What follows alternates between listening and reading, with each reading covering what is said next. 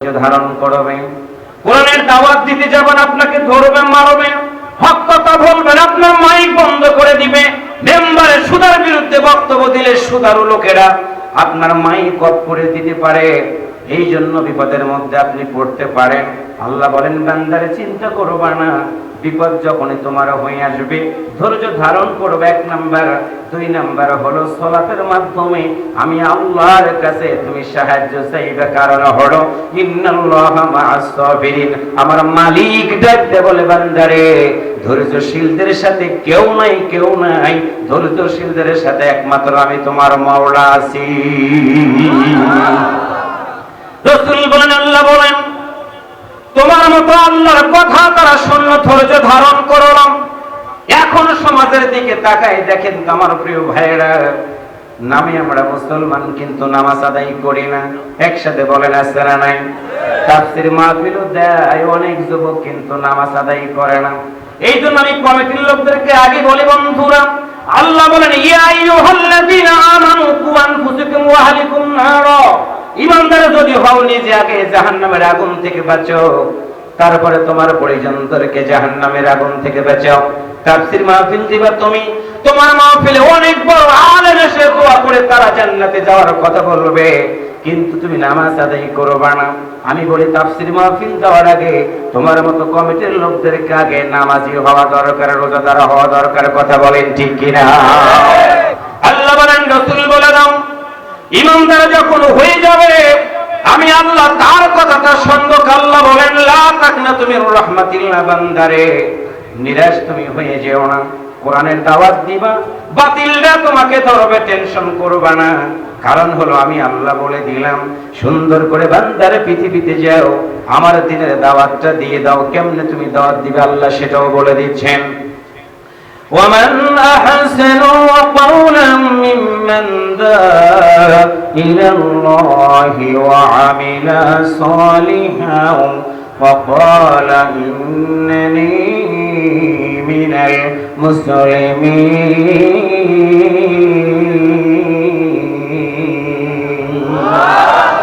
কি চমৎকার কথা আল্লাহ বলে দিচ্ছেন রায়নগরের মুসলমানেরা। আজকে রায়নগরের ভাইরা আপনাদেরকে মাহফিলের দাওয়াত দিলাম। সূরা হামিমাস সেজদাতে আল্লাহ বলেন, কোরআনের পক্ষে দাওয়াতটা ব্যক্তিগত কোনো কারো কাজ না। আল্লাহ বলেন, ওই ব্যক্তির কথার চেয়ে কার কথা উত্তম হতে পারে যে ব্যক্তি মানুষদেরকে আল্লাহর পথে আহ্বান করে। শুধু আহ্বানই করে না, ও আমিলা সালিহান, এবং আমলে সলে করে। আপনারা অন্তর থেকে বলেন তো, মাহফিলে এসেছেন, বসেছেন, মাহফিলের আয়োজন করা, মাহফিল শোনা, এই কাজটা বলেন তো ভালো কাজ না খারাপ কাজ? যদি ভালো কাজ হয়ে থাকে আল্লাহর কোরআন মানা হলো। আল্লাহ বলল, ক্বালা ইন্নানি মিনাল মুসলিমিন। এখন যদি আপনাদেরকে আমি জিজ্ঞাসা করি আপনারা কি হিন্দু, বৌদ্ধ, খ্রিস্টান না নাসারা, সুন্দর করে আপনারা আওয়াজ করে বলবেন আমরা হলাম মুসলমান। এবার একটু বলেন তো আপনারা কি? একসাথে বলেন কি? তাফসীর মাহফিল শুনলেই কি শুধু মুসলমান হয় না গো বন্ধু না? যদি বলি দাঁড়িয়ে রাখলে মুসলমান না গো বন্ধু না? যদি বলা হয় হজ করলে মুসলমান না গো বন্ধু না?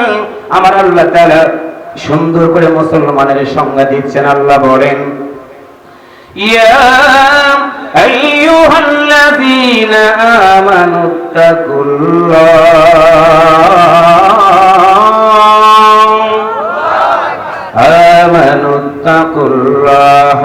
হাক্কা তুকাতিহি ওয়া লা তামুতুন্না ইল্লা ওয়া আনতুম মুসলিমুন।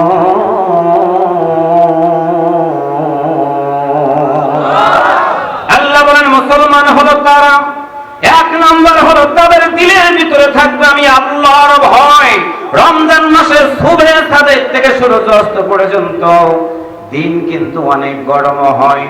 ইচ্ছা করলে পানির ভিতরে ডুব দিয়ে আমরা পানি খেতে পারি, ঘরের ভিতর রুমটা বন্ধ করে আমরা কিন্তু পানি খেতে পারি। আওয়াজ করে বলুন তো, পানি খাই না আমরা কার ভয় করে? আওয়াজ করে বলুন তো, রোজার ভিতরে দিনের বেলা পানাহার করেন, একসাথে বলেন ভয় করি আমরা কাকে? আরেকবার বলেন কাকে? আল্লাহ বলেন, বান্দারে শুনে নাও, আমার মতো আল্লাহকে তুমি যদি ভয় করো, আমি আল্লাহ তোমাকে আরেকটু সহযোগিতা করে দিলাম, সেটা হলো আমার মতো আল্লাহকে তুমি যদি ভয় করে জীবন চালাও বান্দারে, একদিন তোমার জীবন প্রদীপ থাকবে না, নিভে যাবে, মরে যাবে তুমি। আমি আল্লাহ তো সুন্দর করে বলে দিয়েছি, কুল্লু নাফসিন যায়িকাতুল মাউত, প্রাণী যদি হও তুমি মরে যাবা। তোমার বান্দাগুলো, তোমার মানুষগুলো তোমাকে কবরের ভিতরে রেখে দিয়ে আসবে রে বান্দারা।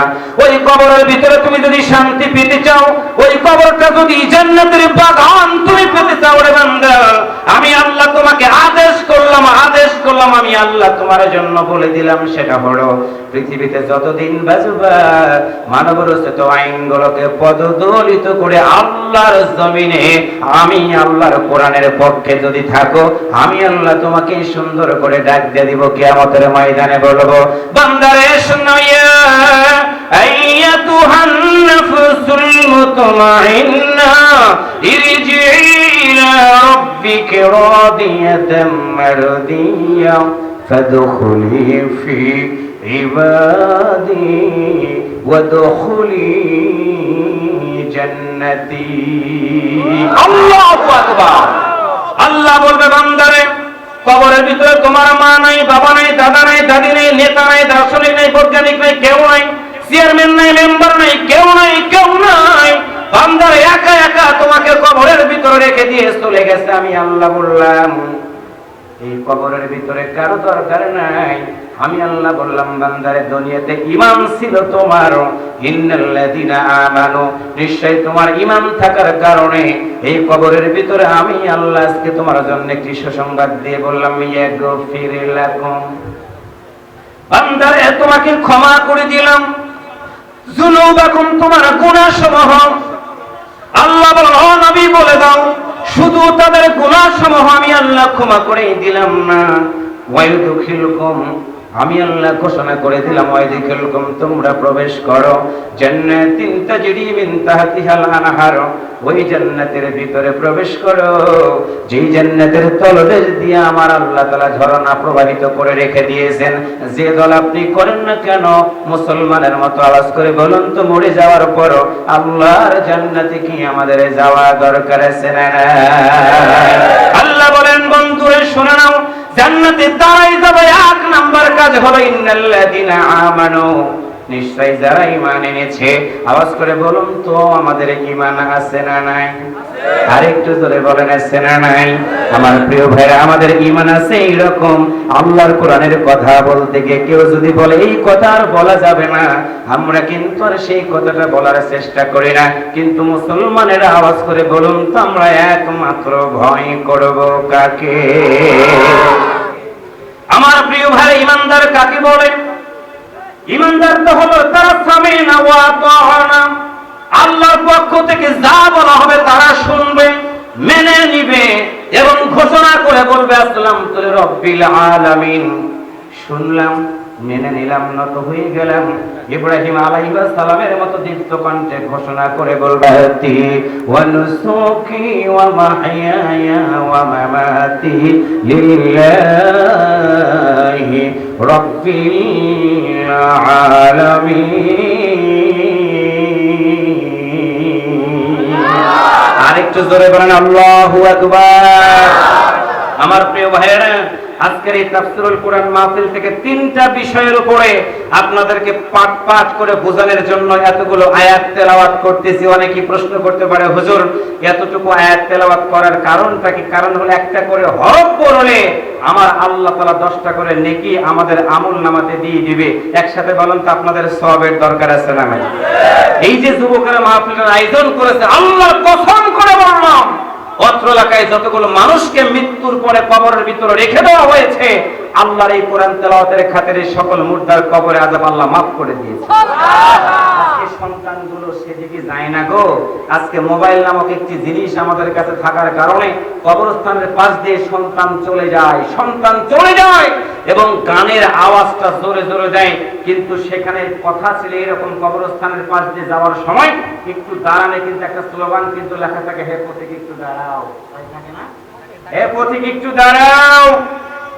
আমি একদিন তোমাদের মতো ছিলাম, প্রিয় ভাইরা, কবরস্থানের পাশ দিয়ে হেঁটে যান এবং সেই কবরস্থানের গম টনকে টন যারা চুরি করে খান, মনে রাখবেন মৃত্যুর পরে আল্লাহর আদালতে আপনাকে আসামির কাঠগড়ায় দাঁড়াতে হবে। কথা বলেন ঠিক কিনা? আজকে আমরা এখানে বসেছি সব দলের ভাইগুলোকে একটি সুতা দিয়ে মালা গেঁথে সব দলের ভাইদের সাথে আমরা একসাথে জান্নাত থাকতে চাই। সুবহানাল্লাহ জোরে বলেন। আজকে থেকে টার্গেট আমরা সন্ত্রাসী করব না, জঙ্গিপনা করব না, মাদকের সাথে জড়িত থাকব না, চুরি ডাকাতির হাজারি যা করেছি তওবা করে আজকে ফ্রেশ মানসিকতা নিয়ে পৃথিবীতে যতদিন বেঁচে থাকবো একজন খাঁটি মুসলমান যদি হতে চাই, মুসলমানের মতো আওয়াজ করে বলুন তো, যতদিন বাঁচবো দুনিয়াতে কাজ করা লাগবে কয়টা? একসাথে বলেন কয়টা? কথাটা কার? কোন সূরা? কত নম্বর আয়াত? আল্লাহ বলেন ইন্নাল্লাযীনা আমানু ওয়াল্লাযীনা হাজারু। আল্লাহু আকবার বলেন। আমার প্রিয় ভাইরা, কোরআন শুনলাম, এবার একটু আপনাদের কাছে একজন ইমানদারের কথা শোনাই দেব। আমরাও ইমানদার, আমাদের দাড়ি আছে, টুপি আছে, হজ আছে, যাকাত আছে। আশারায়ে মুবাশশিরা 10 জন সাহাবীর ভিতরে 1 নম্বর সাহাবীর নাম ছিল হযরত আবু বকর সিদ্দিক রাদিয়াল্লাহু তাআলা আনহু। একটু আল্লাহু আকবার বলেন, আর একটু জোরে বলেন আল্লাহু আকবার। আমার প্রিয় ভাই ইমানদার কাকে বলেন? আবু বকর সিদ্দিক রাদিয়াল্লাহু তাআলা আনহু বিশ্ব নবীকে নিজের জীবনের চেয়ে বেশি ভালোবাসতেন। যুবকেরা, তোমাদের পায়ে হাত দিয়ে বলে গেলাম, গর্ভধারিণী মায়ের সাথে তোমরা কোনোদিন দুর্ব্যবহার করবা না, জন্মদাতা বাবার সাথে কোনোদিন দুর্ব্যবহার করবা না। আজকে তুমি অনেক বড় হয়ে গেছো, টাকা হয়েছে তোমার, বাড়ি হয়েছে তোমার, গাড়ি হয়েছে তোমার, চাকরি হয়েছে তোমার, একটাবার কি তুমি কোনোদিন খবর নিয়ে দেখেছ তোমার বাবা কামলা বিক্রি করে তোমার মতো সন্তানটাকে আজকে এত বড় বানাইছে? বড় হয়ে গেল তুমি, অন্তত বড় হওয়ার পরে তোমার মতো সন্তানের বাবার পা ধরে সারাক্ষণ কথা বলার কথা ছিল, আজকে তুমি সেটা করো না। এমনকি সন্তান হওয়ার পরে তোমার বাবাকেও তুমি সালামটা পর্যন্ত দাও না। কেন বন্ধু? পায়ে হাত দিয়ে বলে গেলাম আসসালামু কাবলাল কালাম। ও যুবক, তোমাদেরকে বলে গেলাম, করোনা এসে গেল, স্কুল কলেজ বন্ধ, ইউনিভার্সিটি বন্ধ, তোমরা ফ্রি ফায়ার গেম খেলে সন্ত্রাসের দিকে তোমরা চলে গেলা, জঙ্গিবাদের দিকে চলে গেলা। মাননীয় প্রধানমন্ত্রী একটা জায়গাতে শুধু জিরো টলারেন্স, সেটা হলো সন্ত্রাসের সাথে তার কোনো আপোষ নাই, জঙ্গিবাদের সাথে কোনো আপোষ নাই, মাদকের সাথে কোনো আপোষ নাই। এইটা শুধু রাষ্ট্রীয় স্লোগান একা না, আমার পিতা হিসেবে দায়িত্ব, আমার সন্তান যেন সন্ত্রাসী না করে, জঙ্গিপানা না করে, মাদকের সাথে যেন না চলে। কারণ হলো একটা সন্তান যদি মাদক খায়, গোটা পরিবারটাকে তো ধ্বংসের দ্বার প্রান্তে পৌঁছে গেল। একটু আওয়াজ করে বলেন কথা ঠিক কিনা? আমার প্রিয় ভাইরা, করোনা আসার কারণে আমরা এমন কিছু দেখতে পেলাম, সেটা হলো আমরা বলে থাকি মরে যাওয়ার পরে কেউ কারো আপন না, আপন না। যারা যারা আমল নেই, কবরের ভিতরে আমাদেরকে উঠতে হবে। করোনা আসার পরে আমরা জানলাম ঢাকার সিএইচএম হাসপাতালে আমার প্রিয় ভাইরা আপন বাবাকে সন্তান রেখে চলে গেল, লাশ রেখে চলে গেল সন্তান, বাবাকে রেখে চলে গেল। অনেক সন্তান তার কাছে গেলে করোনা হবে এইটা ভেবে সন্তান রেখে গেল বাবাকে, কিন্তু আল্লাহর কোরআন সামনে রেখে বলে গেলাম, তোমার মতো সন্তানটা যখন অসুস্থ হয়ে গিয়েছিল, তোমার বাবা কামলা বিক্রি করে, তোমার মা অন্যের বাড়িতে ঝিঁয়ের কাজ করে, বাড়িতে এসে দেখেছে তোমার শরীরটা খারাপ হয়ে গেছে, তোমার শরীরে জ্বর। এমন সময় তোমার মা সারাটা দিনের পরিশ্রমের কথা মনে না রেখে তোমার মাথার উপরে সুন্দর করে জলপটি করে দিয়েছে, আমার সন্তানটা সুস্থ হয়ে যাক। তোমার বাবা কামলা বিক্রি করে চাকমার বাজার থেকে 100 টাকা নিয়ে দোকান থেকে একটা কমলা কিনে নিয়ে যখন বাড়িতে আসতো, এসে দেখে তুমি ঘুমায় গেছো, তোমার মতো সন্তানটার পাশে তোমার বাবা সুন্দর করে বসে বসে অপেক্ষা করতো কখন তুমি বিছানা ভরে পেশাব করে দিবা। রাত্রি 11টার মতো বেজে গেছে, তোমার মতো সন্তান বিছানা ভরে পেশাব করে দিয়েছো যখন, তোমার মা তোমার বিছানার কাপড় পরিবর্তন করার জন্য তোমাকে কাঁধে নিয়েছে। এমন সময় তোমার ঘুমটা ভেঙে গেছে, তোমার দরদের বাবা পকেট থেকে একটা কমলা বের করে নিয়া তোমার মতো সন্তানটার মুখে দিয়েছে, তুমি আজকে বুঝতে পারো না রে যুবক। তুমি কমলাকা যখন চাবাইলাম, তোমার বাবা অত হাসি দেয় নাই, আনন্দের কারণে মৃদু মৃদু হেসে দিয়েছে। চোখটা ভিজে গেছে, দুইটা চোখের পাতা ভিজে গেছে। বিবি ডাকতে বলেছে, স্বামী গো আমার সন্তানটার মুখে তুমি একটা কমলা দিয়ে চোখের পানি ছেড়ে দিয়ে কাঁদতেছো, তুমি কেন বলবা না? সারাটা দিন তো তুমি কষ্ট করেছো, তুমি কেন ঘুমাইলা না? তোমার বাবা সেদিন চিৎকার করে বলেছিল, বিবিরে তুমি জানো না আমার সন্তানটার মুখে একটাবার যখন আমি কমলাটা তুলে দিলাম, আমার সারাদিনের ক্লান্তিটা দূর হয়ে গেছে রে বিবি। আল্লাহু আকবার। আমার প্রিয় ভাইরা, যুবক তোমাদের পায়ে হাত দিয়ে বললাম, আল্লাহ বলেন ইন্নাল্লাযিনা আমানু, যদি তুমি হবে ঈমানদার, ঈমানদার এক নাম্বার দায়িত্ব হলো ঈমানটা যদি তুমি ধরে রাখতে চাও, ঈমানটা ধরে রাখা তোমার জন্য সহজ হয়ে যাবে। আল্লাহ বলেন ওয়াকাদা রাব্বুকা আল্লা তা'বুদু ইল্লা ইয়াহু ওয়া বিল ওয়ালিদাইনি ইহসানা। তোমার ঈমানটা ধরে রাখা সম্ভব, সহজ হয়ে যাবে তুমি যখন সন্তান থাকা অবস্থায় তোমার আব্বা আম্মার সাথে সুন্দর আচরণ করবে রে যুবক। কেন করবা না শুনে নাও। মেডিকেল সায়েন্স প্রমাণ করে দিয়েছে, একজন মায়ের পেটের ভিতরে সন্তানটা যখন হয়, 4 মাস যখন সন্তানের বয়স হয় মায়ের পেটের ভিতরে, মেডিকেল সায়েন্স প্রমাণ করে দিয়েছে এবং সূরা বনী ইসরাঈলের তাফসীরের ভিতরে আমরা পড়ে দেখেছি, 4 মাস বয়স হওয়ার সঙ্গে সঙ্গে আমার আল্লাহ তাআলা গর্ভের ভিতরকার সন্তানটাকে রক্তপিণ্ডতে পরিণত করে দিয়ে ভিতরে সুন্দর করে হাতের হাড় দেয়, পায়ের হাড় দেয়, কোমরের হাড়গুলো দিয়ে সন্তানটার একটা আকৃতি আমার আল্লাহ তাআলা করে দেয়। একটু সুবহানাল্লাহ জোরে বলেন। সন্তানের বয়স হয়ে গেল 6 মাস। আমার আল্লাহ বলেন, বান্দারে শুনে নাও, 6 মাস যখন তোমার বয়স তোমার মায়ের পেটের ভিতরে হয়ে গেল, আমি আল্লাহ তাআলা তোমার সুগঠন করে দিলাম। আলট্রাসোনোগ্রাফি করবেন, নাক বোঝা যায়। আলট্রাসোনোগ্রাফি করবেন, হাতের 5টা আঙ্গুল কিনা বোঝা যায়। আলট্রাসোনোগ্রাফি করবেন, পায়ের আঙ্গুল কয়টা সুন্দর করে বোঝা যায়। আল্লাহ বলেন, বান্দারে তোমার মায়ের পেটের ভিতরে তোমার সন্তানের বয়স যখন হয়ে গেল 6 মাস,